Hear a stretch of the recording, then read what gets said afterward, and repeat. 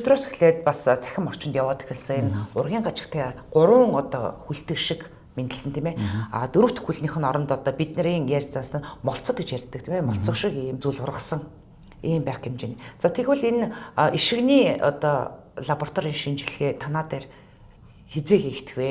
Өнөөдөр байдлаар яг хийгдэж байгаа зүйл байна уу? 25-ны өдрийн байдлаар.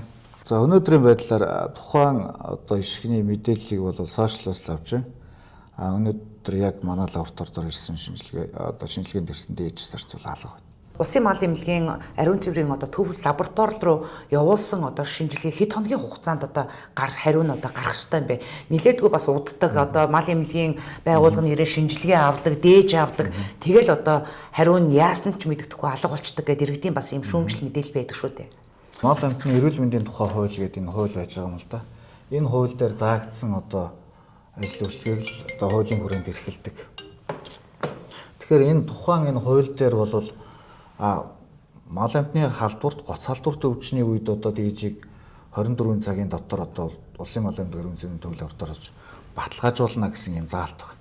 Яг ийм хордлого дүүсний үед одоо ингэн тэгнэ одоо төдөн цагийн хугацаатай ингэж явуулна, төдөн цагийн хугацаанд одоо тухайн дижний шинжилгээний дүнг бол гаргана гэсэн ийм заалт зүйлт бол байхгүй байна. Тэгэхээр яаралтай тохиолдолд гоц халдварт өвчин юм уу одоо халдварлах өвчний үед л бол яаралтай хариу гарах юм байна тийм үү? Тийм энийг бол яг зүгээр тухайн лабораторид хийж байгаа шинжилгээнийхээ өөр шинжилгээний одоо арга онцлогоос шалтгаална л да. Ямар шинжилгээ хийж байгаасаа шалтгаална. Одоо ямар төрлийн шинжилгээ хийж байгаа, ямар багаж ашиглаж байгаа гэдгээсээ шалтгаалаад энэ хугацаа бол харилцан адилгүй. А одоо энэ цацрагийн шинжилгээг бол жишээ нь яг ямар хугацаанд хийдгийг бол би мэдэхгүй байна. Өөрөөр хэлбэл одоо тэнд ажиллаж байгаа тоног төхөөрөмж бас бэлэн байдлын зүрийн байдаг л бах. Тэгээд энэний хугацааг бол хийж мэдэхгүй. Одоо энэ ургийн гажигтай гэж одоо нэрлэдэг байгаа энэ төл малын шинжилгээг одоо хэдэн төрлөөр авдаг юм бэ?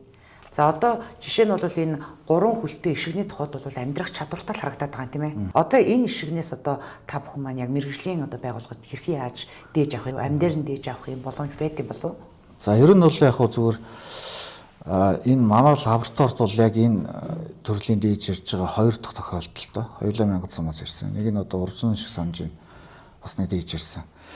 Энийг яадгүй хэр бид нэг бие махбодоос ингээд дээж аваад ингээд явуулаад шинжилгээнд явуулдаг, төв лаборатори руу явуулдаг.